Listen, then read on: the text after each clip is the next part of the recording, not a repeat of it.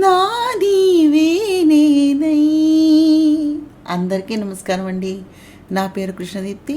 మా ఛానల్కి మీకు అందరికీ స్వాగతం. ఈరోజు నా నీవే నేనై నవల 18వ భాగాన్ని చదువుతున్నాను. శ్రీకాంత్ కోమలి దగ్గరకు వచ్చి, మా మోహన చూసావా, స్ట్రాంగ్ లేడీ, అది పరిగెట్టుకుంటూ వచ్చిన దాన్ని చూసి కనీసం ఇద్దరినైనా తంతుంది అనుకున్నా. ఏం లాభం అన్నాడు మోహనను పైనుంచి కిందకు అల్లరిగా ఎక్కిరిస్తూ శ్రీకాంత్. ఇదిగో శ్రీకాంతు అని కోపంగా శ్రీకాంత్ వైపు చూసి పక్కనే కళ్ళల్లో నీళ్లతోటి తల వంచుకుని పాడైపోయిన హెల్మెట్ వైపు చూసుకుంటున్న కోమలిని చూసి, ఏది ఏమైనా కోమలి, అదేదో సినిమాలో హీరో ధనుష్ దగ్గర ఓ బండి ఉంటుంది, అంటే అరుదైన బండనమాట. దానికి ముందు ఇంకో సినిమాలో రాజేంద్ర ప్రసాద్ దగ్గర ఒక కారు ఉంటుంది, కానీ వాటి ముందు వర్షన్ అనుకోని బండి. పాపం, ఇంకా దీన్ని భరిస్తున్నావంటే నీకు హ్యాండ్స్ ఆఫ్ చెప్పాలి అంది నవ్వుతూ మోహన. మోహి, నన్నేమన్నాను, పడతాను, నా బండినంటే మాత్రం ఒప్పుకొని చెప్తున్నా చెప్పింది కోమలి నిస్సహాయతను వ్యక్తం చేస్తూ. వావ్, సరే, ఈ బండి పేరేంటి, ఐ మీన్ కంపెనీ అంది కోమలి మూడ్ మార్చాలని ప్రయత్నం చేస్తూ మోహన. దీన్ని మోటార్ సైకిల్ అంటారు అంది కోమలి. అమ్మయ్య, సమాధానం చెప్పేశానులే అని మనసులో తనను తాను భుజాన్ని తట్టుకుంటూ. ఓహో, మోటార్తో పనిచేసి సైకిల్ కన్నా ఫాస్ట్గా వెళ్తే మోటార్ సైకిల్ అంటారు కదా అది మోహన నవ్వేస్తూ. ఎలా దీన్ని మూడు మార్చాలి అని చుట్టూ చూస్తూ, అరే ఇక్కడ వడపా ఉంది, ట్రై చేద్దాం అంది మోహన.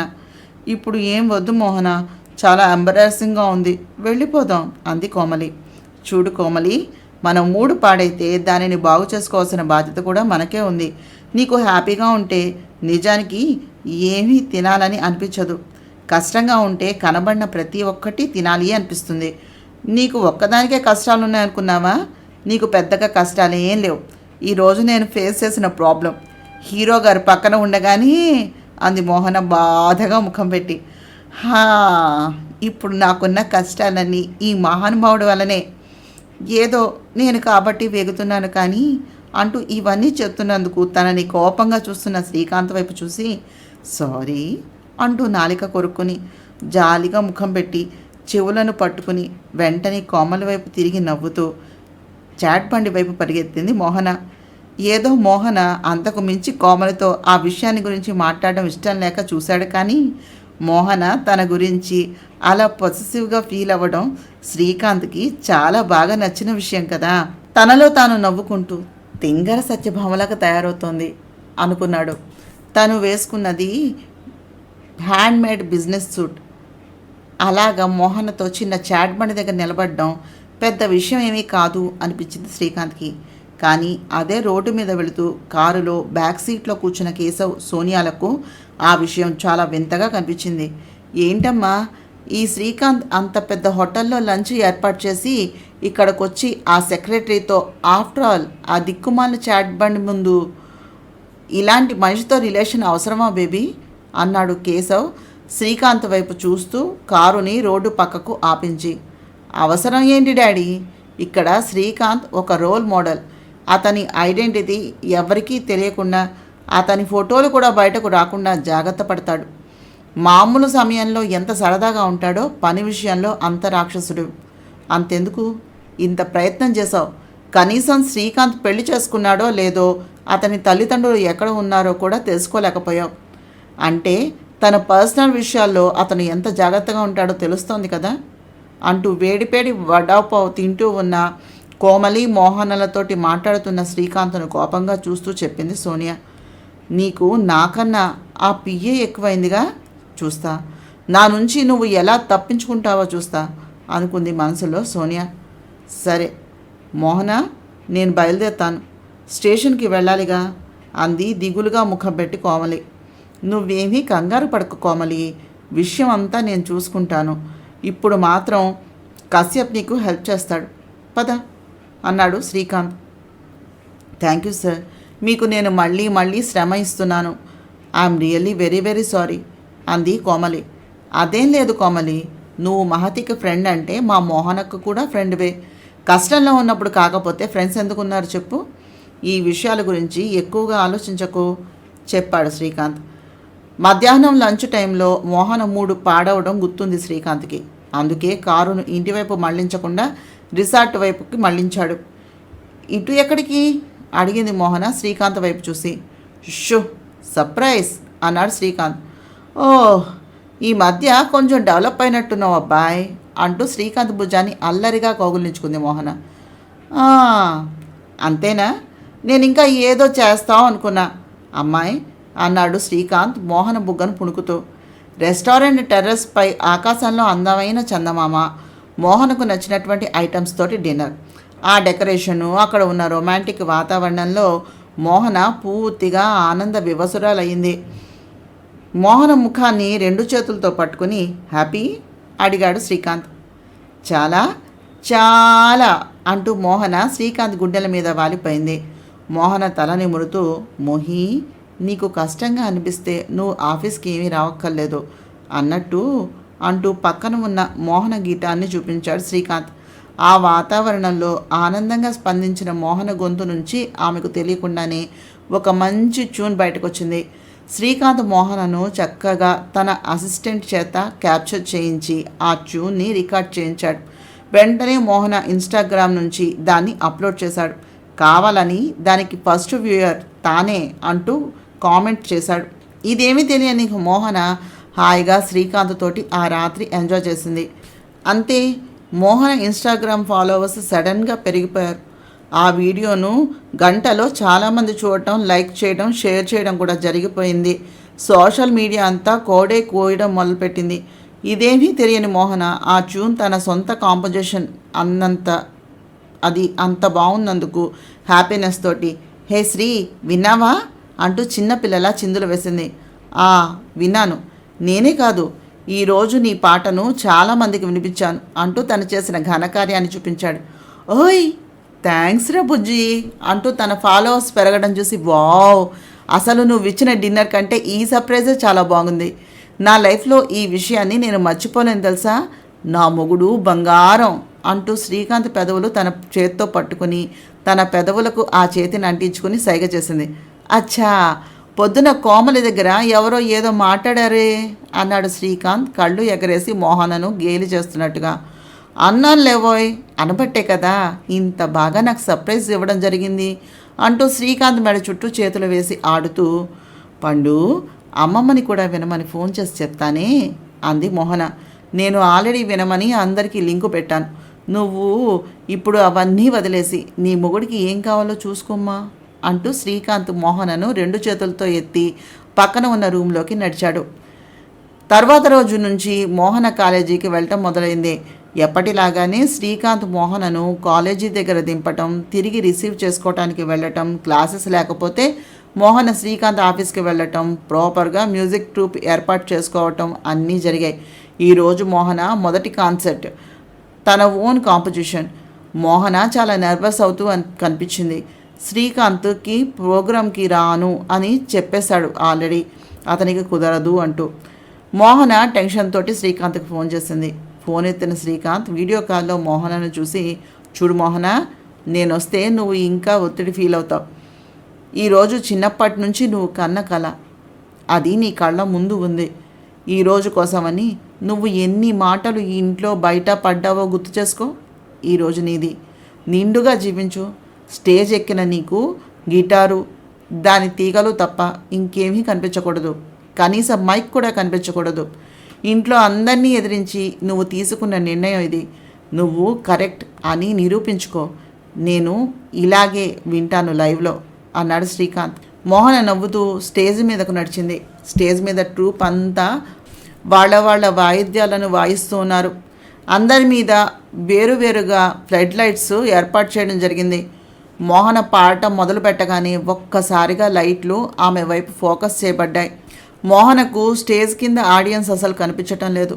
తన గుండెలో చిన్న సైజు ప్రారంభం అయినంత కేరింత చుట్టూతో ఉన్నటువంటి జనసందోహం నుంచి రావటం మొదలుపెట్టింది. గిటారు వాయించడం మొదలుపెట్టాక ఉధృతి ఇంకా పెరిగింది. చుట్టూ ఉన్న ఆడియన్స్ సాంగ్ బీట్కి తగ్గట్టుగా క్లాప్స్ కొడుతూ ఉంటే మోహన సక్సెస్ఫుల్గా ప్రోగ్రామ్ని పూర్తి చేసింది. శరీరంలో ఉన్న ప్రతి అణువు ఆ ఉత్సుకతతోటి వేడెక్కి సంతృప్తితో నిండినటువంటి చిరునవ్వుతో మోహన ఆడియన్స్ అందరికీ అభివాదం చేసి స్టేజ్ వెనక నుంచి కిందకు దిగుతూ ఉంటే మోహన చెయ్యి పట్టుకుని కిందకి దించుతూ కంగ్రాచులేషన్స్ అన్నాడు శ్రీకాంత్. మోహన కళ్ళల్లో సన్నని నీటి పొర. ఏడుస్తూ మావయ్య అంటూ శ్రీకాంత్ను కౌగిలించుకుంది. మోహనను అలాగే గుండెలకు చేర్చుకుని ఓయ్ అందరూ వచ్చా చూడు అంటూ తమ కుటుంబ సభ్యులను చూపించాడు శ్రీకాంత్. మోహన ఆనందానికి హద్దు లేని రోజు అది. అందమైన తీగకి పందిరి ఉంటే చాలు, లక్ష్యం ఉన్న మనిషికి నిజాయితీతో ఉన్న ఆలంబన చిత్తశుద్ధి ఉంటే చాలు, గెలుపు మన పరమవుతుంది. అనగా అనగా మనోజ్ పెళ్లి రోజు దగ్గరకు వచ్చేసింది. ఇంకో 20 రోజుల్లో పెళ్ళి అనగా మోహన ఇంటికి పెళ్లి కళ వచ్చేసింది. నా పెళ్ళి ఎలాగో సరిగా జరగలేదు. అన్నయ్య పెళ్లిలో మన అకేషన్సే కాదు, సంగీత్, హల్దీ, మెహందీ లాంటి ఉత్తరాది సంబరాలు అన్నీ కూడా జరగాలి, డీజే ఖచ్చితంగా ఉండాలి అని పంతం పట్టింది మోహన. జానకమ్మ గారు హల్దీ అకేషన్ కన్నా సరిగ్గా చేస్తే మనం పెళ్లి కూతురు పెళ్లి కొడుకుని చేయటం కూడా బాగా ఉంటుంది. ఇప్పుడు మీరంతా ఇలా మాట్లాడుతున్నారు కానీ మీదు కట్టడం మొదలుపెట్టి ఇంట్లో ఉన్న వారందరికీ పెళ్లి కూతురికి గాజులు వేయించడం ఒక వేడుక. కాస్త స్థితిమంతులైన వాళ్ళు, సరదా ఉన్నవాళ్ళు అయినట్లయితే మేనమామ బట్టలు తెచ్చి పెట్టడం ఒక వేడుక. ఎదురు సన్నాహాలు, పానకం బిందెలు ఇవ్వటాలు, మంగళ స్నానాలు, పుట్టమన్ను తీసుకురావటాలు ఇవన్నీ ముందే ఉంటాయనుకో. గౌరీదేవి పూజ, స్నాతకోత్సవం, ఆడపెళ్లి వారితోటి మగపెళ్లి వారు తగువులాడటం, అలక పానుపులు, జీలకర్ర బెల్లం పెట్టించడం, తాళి కట్టించడం, పాణిగ్రహణం, సంధికలు తొక్కటం, ఇక మీకు అందరికీ తెలిసిన తలంబ్రాలను పోయించడం, సప్తపది, హోమాలు, అరుంధతిని చూపించడం, ప్రాంతాలను బట్టి ఒకటి ముందు ఒకటి వెనుక అంతే. ఆంధ్ర పెళ్ళిళ్ళను అంత తక్కువగా చేసి మాట్లాడొద్దు. వాళ్ళ పద్ధతులు వాళ్ళకు గొప్ప అయితే మన పద్ధతులు మనకు గొప్ప. కావాలంటే మెహందీ, సంగీత్ కానివ్వు, పెళ్లి కూతుర్ని పెళ్లి కొడుకును చేయడం మాత్రం అచ్చ తెలుగు పద్ధతిలో జరగాల్సిందే అన్నారు జానకమ్మ శాసిస్తున్నట్టు.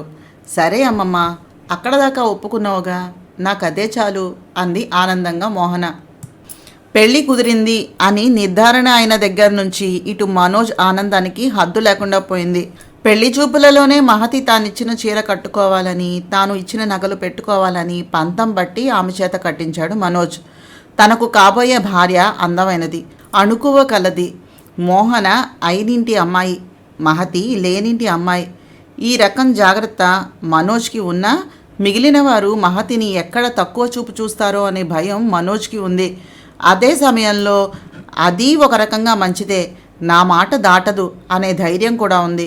ఒక్క మాటలో చెప్పాలంటే కోతికి కొబ్బరికాయ దొరికిన చందంగా మారింది మహతి మనోజుల పరిస్థితి. క్షణానికి ఒక మెసేజు, గంటకు ఒక వీడియో కాలు.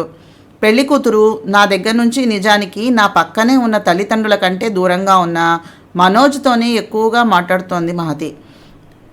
ఇది ఒక రకంగా తల్లిదండ్రులకు ఆనందాన్ని కలిగిస్తూ ఉన్నా, మరొక రకంగా తమ దగ్గర ఉన్నప్పటికీ మనసు విప్పి మాట్లాడుకునే అవకాశం కూతురుతో లేక బాధపడుతున్నారు వాళ్ళ తల్లిదండ్రులు. తెల్లవారాక మహతి వేసుకునే బట్టల దగ్గర నుంచి ఆమె పడుకునేటప్పుడు చెప్పే సంగతుల వరకు అన్నీ మనోజ్ ఇష్టప్రకారమే జరిగిపోతున్నాయి. రోజు ఒక రకమైనటువంటి గిఫ్ట్, సర్ప్రైజ్ అంటూ అందుకోవటం, దాని గురించి తన అభిప్రాయాన్ని చెప్పటం, అతని అభిప్రాయాన్ని వినటం, వీటి మధ్యలో మహతి పరీక్షలకు కూడా ఎంతో కష్టపడి చదివింది మహతి. బాగా చదువుతున్నావా, ఎంత దాకా వచ్చావు అంటూ అస్తమాటు అడిగే ప్రశ్నల పరంపరతోటి మనోజ్ ఫోన్ ఎప్పుడూ సిద్ధమే. దేవుడా, ఇలా అయితే అసలు నాకు ఉద్యోగం వస్తుందా, కనీసం నేను పాస్ అవుతానా అనే భయం పట్టుకుంది మహతికి. ఏం చేయాలో ఎలా చెప్పాలో తెలియక మోహనతోటి ఆఖరికి ఒక రోజు ఆ విషయం వీలు చూసుకుని చెప్పింది మహతి. సరే నేను చూస్తానులే, అందరి ముందు పప్పు శుద్ధలా కనిపించే మా అన్నయ్య నిన్ను అర్థం చేసుకోవడంలో కూడా పప్పు శుద్ధలాగే కనిపిస్తున్నాడు. ఏం మగవాళ్ళోనమ్మా, వీళ్ళ ప్రేమ సముద్రం ముంచేస్తుంది, వీళ్ళ కోపం అగ్నిపర్వతం కాల్చేస్తుంది, వీళ్ళ ఉత్సాహం ఒక తుఫాను కదిల్చేస్తుంది. ఇప్పుడు ఏం చేసినా అన్నీ విపరీతంగానే ఉంటాయి. ఇంకా మీ పెళ్ళి కాలేదు, అయితే ఇంకేం వినాల్సి వస్తుందో అంటూ ఫోన్ పెట్టేసింది. మరునాడు శ్రీకాంత్ను ఉద్దేశించి చెప్పినట్టుగా మనోజ్ మహతితో ప్రవర్తిస్తున్న తీరును ఎత్తిచూపుతూ మాట్లాడింది మోహన. మనోజ్ అదంతా వింటూనే ఆశ్చర్యంగా ముఖం పెట్టి, అదేంటే మావయ్య నీ కొంగును పట్టుకుని తిరిగితే ఆనందమేగా, నీ గురించి తెలుసుకోవాలని ఫోన్ చేస్తున్నాడు, తప్పే ఉంది అన్నాడు భుజాలు తడుముకుంటూ. అన్నయ్య, ఇప్పుడు నువ్వే ఉన్నావురా, అస్తమాటు ఫోన్ చేస్తుంటే మహతి ఎగ్జామ్స్కి ప్రిపేర్ అవ్వాలా వద్దా? తల్లిదండ్రుల దగ్గర నుంచి విడిపోయి దూరంగా వస్తుంది కదా. చిన్నప్పటి నుంచి ఎక్కడికి వెళ్ళని పిల్ల వాళ్ళ ఇంట్లో ఎదురుగా ఉన్న కూతురునే వాళ్ళతో మాట్లాడనికుండా నువ్వు చేశావే అనుకో. అంటే నువ్వు చేశావని కాదు, ఒకవేళ నువ్వు చేస్తే ఆ తల్లిదండ్రులు ఎలా ఫీల్ అవుతారు చెప్పు? ఒకవేళ అదే పరిస్థితుల్లో నీ కూతురు ఉంటే ఏం చేస్తావు? నిజం చెప్పాలంటే కూతురు ఈ ఇల్లు దాటి ఆ ఇంటికి వెళ్ళడం చాలా పెద్ద విషయంరా. అయినా మీ మగవాళ్ళకే పర్సనల్ స్పేస్ ఉంటుందా, మా ఆడవాళ్ళకు ఉండదా? ఆ మాటే మా ఆయనతో గట్టిగా అడిగాను. నీ కంపెనీ అచీవ్మెంట్స్ కోసం నువ్వు ఎలా కష్టపడుతున్నావో, నా చదువు కోసం, నా సంగీతం కోసం, నా భవిష్యత్తు కోసం నేను అలాగే కష్టపడుతున్నాను. నువ్వు ఈ టైంలోనే మాట్లాడు, ఈ టైంలో మాట్లాడు, మిగిలిన టైంలో చదువుకోనివ్వమని చెప్పింది మోహన. అంటే మహతి కూడా ఇలాగే ఫీల్ అవుతుందంటావా? అడిగాడు మనోజ్ మోహనను. ఏ, నువ్వు కూడా అలాగే ఫోన్ చేస్తున్నావా? అడిగింది మోహన ఏమీ తెలియని దానిలాగా. అంటే మోహన, మహతితో మాట్లాడకపోతే ప్రాణాలు పోతున్నట్టుంటాయి, అందుకని చేస్తున్నా అన్నాడు మనోజ్. ఏంట్రానయ్య నువ్వు కూడా? నేనంటే చిన్నప్పటి నుంచి అమ్మమ్మ దగ్గరే పెరిగాను, పెళ్ళయ్యాక కూడా ఇంచుమించుగా అమ్మమ్మ దగ్గరే ఉన్నాను, కాబట్టి నేను పెద్దగా ఫీల్ అయింది ఏమీ లేదనుకో. కానీ పాపం మహతి అలా కాదు కదా, ఆ అమ్మాయికి. అన్నట్టు ఎగ్జామ్స్ దగ్గరకు వచ్చేసాయేమో కదా అడిగింది మోహన. అవును అన్నాడు మనోజ్. రేయ్, పొద్దునే ఫోన్ చేయి, లంచ్ టైంలో మెసేజ్ పెట్టు, రాత్రి పడుకునే ముందు మళ్ళీ ఫోన్ చేయి. రేపు పొద్దున్న ఆ అమ్మాయికి పరీక్షల్లో రిజల్ట్ కనుక తేడా వస్తే ముందు నీ బుర్ర రామకీర్తన పాడించేస్తారు అమ్మా నాన్న, గుర్తుపెట్టుకో అంది మోహన. అంటూ డల్ అయ్యాడు మనోజ్. ఎందుకురా ఒక్కసారి అలా డల్ అయిపోయావు? ఓ పని చెయ్యి, తనని నువ్వే రిసీవ్ చేసుకుని కాలేజ్ దగ్గర దిగబెట్టు, మళ్ళీ కాలేజీ నుంచి ఇంటికి డ్రాప్ చేయి. ఎగ్జామ్స్ అయ్యాక ఏదో వంకతోటి ఫ్యామిలీ అందరితో కలిసి కాలక్షేపం చెయ్యి. అమ్మా నాన్న నువ్వే ఇక్కడ ఉన్నది, వాళ్లకు కూడా అంతే కదా. ఆ అమ్మాయి ఒక్కతే కూతురు, ఆ తల్లిదండ్రుల బాధ్యత కూడా నీదేగా. కాబట్టి పెళ్లి తర్వాత నీ కుటుంబంలో ఆమె ఒక్కటే కాదు, మరో ఇద్దరు కూడా చేరతారు అనే విషయాన్ని గ్రహించాలి. ఈ విషయంలో నువ్వు నీ కోపాన్ని ఎంత అదుపులో ఉంచుకుంటే మహతి అంత హ్యాపీగా నిన్ను చూసుకుంటుంది. అమ్మా నాన్న కూడా ఉన్నారుగా మనతో పాటు, ఆలోచించు అంటూ ఫోన్ పెట్టేసింది. చెప్పటం అయితే మోహనతో చెప్పేసింది మహతి, కానీ చెప్పిన దగ్గర నుంచి ఒకటే భయం, మనోజ్తో మోహన డైరెక్ట్గా చెప్పేస్తే తాను ఏమవుతుంది అని. కానీ తర్వాత మనోజ్ ఆమెతో ప్రవర్తించే తీరు కొద్దిగా మారింది. తన అభిప్రాయాలను ఆమె మీద రుద్దకుండా ఆమె అభిప్రాయాలను కూడా అడిగి తెలుసుకోవడం మొదలుపెట్టాడు. ఇంతకుముందు తనకు ఫోన్ చేయాలని ఆర్డర్ వేసే మనోజు ఇప్పుడు నువ్వు ఖాళీ అయ్యాక ఫోన్ చెయ్యి అంటున్నాడు. మోహన ఏం చేసింది అనే విషయం నోటితో చెప్పక్కర్లేదు, ఏదో చేసింది. మనోజ్ తీరు కొంత మారింది, అది చాలు తనకి అనుకుంది మహతి. ఆడపొడుచు వదిన గారు అయినంత మాత్రాన ఒకరిని ఒకళ్ళు ఆరళ్ళు పెట్టుకోవాల్సిన అవసరం అందరికీ ఉండదుగా. నిజానికి ఒక ఆడదానికన్నా సాటి ఆడదాన్ని ఎవరు అర్థం చేసుకోగలరు? చిన్న నవ్వుతోటి భువనాలు గెలవచ్చు, ప్రేమతో విషాన్ని కూడా తాగించవచ్చు. పక్కవారి కోసం అని మనం చేసే చిన్న మంచి పని ఎవరో మెచ్చుకొనక్కర్లేదు, ఆ పని చేసే మనసులోనే దేవుడు ఉన్నాడు. ఆ చేసే పని మంచిదైనట్లయితే అదే పూజ లాంటిది కదా. మోహన శ్రీకాంత్ ఇద్దరూ గార్డెన్లో కూర్చుని టీ తాగుతూ కబుర్లు చెప్పుకుంటూ ఉన్నారు. ఇంతలో అక్కడికి జానకమ్మ భాస్కర్లు వచ్చారు.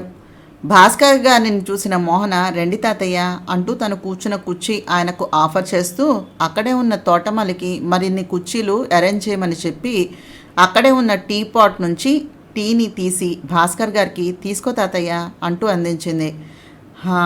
థ్యాంక్స్ రా కన్నా అంటూ మోహన చేతి టీ అందుకుంటూనే గుటక వేసి, ఏ మాటకు ఆ మాట చెప్పాలి మోహన, నీ చేతి టీ మాత్రం అద్భుతంగా ఉంటుంది అన్నారు మెచ్చుకుంటూ. నువ్వు ఇలా కూర్చోమ్మా అంటూ శ్రీకాంత్ లేచి తన కుర్చీలో తల్లి జానకమ్మ గారిని కూర్చోబెట్టి ఆవిడ పాదాల దగ్గర తాను కూర్చుంటూ తలను ఆవిడ ఒడిలో పెట్టుకున్నాడు. అంత ఎత్తు కొడుకు చిన్నపిల్లాడిదా తల్లి ఒడిలో తల పెట్టగానే మాలిమిగా ఆవిడ తన చేతులను అతని భుజం మీద పెట్టి చిన్నగా నొక్కడం మొదలుపెట్టింది. అబ్బా అమ్మా, నీ స్పర్శ చాలమ్మా, ఎంత రిలాక్సింగ్గా ఉందో అన్నాడు నవ్వుతూ. ఏమా మోహన, ఎంత దాకా వచ్చాయి పెళ్లి సంబారాలు? అన్నీ నీకు కావలసినట్టుగా జరుగుతున్నాయా అడిగారు భాస్కర్ గారు మనవరాలి తల నిమురుతూ. అవును తాతయ్య, మామయ్య కొంచెం నసుగుతున్నాడనుకో, కానీ పర్వాలేదు, తర్వాత అన్ని పనులు తనే చేస్తున్నాళ్లే అంటూ నవ్వింది మోహన. అల్లరి పిల్ల అంటూ ముద్దుగా మోహన ముక్కు పట్టి లాగుతూ, మీ అమ్మ ఎప్పుడు వస్తుందట అడిగారు ఆయన. అమ్మ ముందు నన్ను అక్కడికి రమ్మంది తాతయ్య, ఆ విషయమే చెప్దాం మామయ్యకి అనుకున్నా, ఇంతలో నువ్వే అడిగావు అంది మోహన. మోహన తనను విడిచిపెట్టి వెళ్ళిపోతుంది అనే ఆలోచననే తట్టుకోలేకపోయాడు శ్రీకాంత్. పెళ్ళి దగ్గరకు వచ్చింది, పైగా ఇక్కడే షాపింగ్ అన్నీ అయిపోయాయి కదా, ఇప్పుడు ఎందుకు అక్కడికి? నువ్వు వెళ్ళాల్సిన పనే ఉంది అడిగాడు శ్రీకాంత్. మహతికి అమ్మ నగలు ఏమో తీసుకుందిట, నాకు కూడా తీసుకుంటానంది. మన పెళ్లి టైంలో అన్నీ ఓల్డ్ జ్యువెలరీ కదా మావయ్య అమ్మ పెట్టింది, ఇప్పుడు మోడలు బాగా వచ్చాయి, అందుకని తీసుకుంటాను అంది చెప్పింది అమాయకంగా ముఖం పెట్టి మోహన. ఎందుకు మీ అమ్మ తీసుకోవటం? నేను ఎన్ని తీసుకున్నాను? పెళ్లి కోసం కూడా అన్నీ అరేంజ్ చేశాను కదా, ఏమీ అక్కర్లేదు, మీ అమ్మకు నేను చెప్తానులే, నువ్వేం వెళ్ళక్కర్లేదు చెప్పాడు శ్రీకాంత్. అదేంట్రా, ఎంత కాదన్నా అది ఆ ఇంటి ఆడపిల్ల, అది నీ పెళ్ళాం అయినంత మాత్రాన నా కూతురు ఇంటికి పంపను అని నువ్వు చెప్తే నేను ఒప్పుకోను చెప్పారు జానకమ్మ గారు. అది కాదమ్మా, అది వెళితే నేను ఒక్కడిని ఏం చేయాలి అడిగాడు శ్రీకాంత్ బెంగగా ముఖం పెట్టి. కంగారుగా మోహన ఈ క్షణమే బయలుదేరి వెళ్ళిపోతుందేమో అన్నట్టు. ఓరి నీ ప్రేమను సంతకెత్తికెళ్ళా, నీ పెళ్ళాం నిన్ను విడిచి పుట్టింటికి వెళుతుందనా నీ గోల? సరిపోయింది అంటూ ఏమే మోహి, బాగానే పెట్టుకున్నావే నీ గుప్పిట్లో వీడిని అన్నారు నవ్వుతూ భాస్కర్ గారు. అంతదాకా తాతవుడిలో తల పెట్టుకుని వాళ్ల కబుర్లను వింటున్న మోహన తలను నేలకు వంచుకుని, ఏమిటి తాతయ్య నువ్వు కూడా అంటూ ఉండగా గేట్లో నుంచి ఒక కారు లోపలికి వస్తూ కనిపించింది.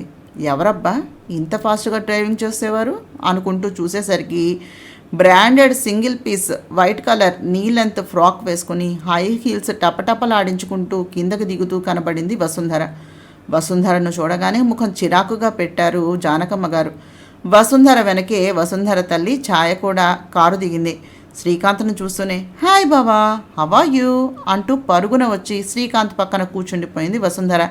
తొడల దాకా మాత్రమే ఉన్న ఆ డ్రెస్సు తోటి ఒక్కసారిగా ఆమె అలా కూర్చునేసరికి అక్కడ పరిస్థితి కొంచెం ఇబ్బందికరంగా మారింది. అదీకాక వసుంధర అంత ఫాస్ట్గా శ్రీకాంత్ మీద పడినట్టుగా వచ్చి శ్రీకాంత్ పక్కనే కూర్చోవటాన్ని ఎంత సరిపెట్టుకుందాం అనుకున్నా మోహన తట్టుకోలేకపోయింది. కూతురు అలా మోహన ఎదురుగానే శ్రీకాంత్ పక్కన కూర్చోవటం చాలా బాగా నచ్చింది ఛాయకు.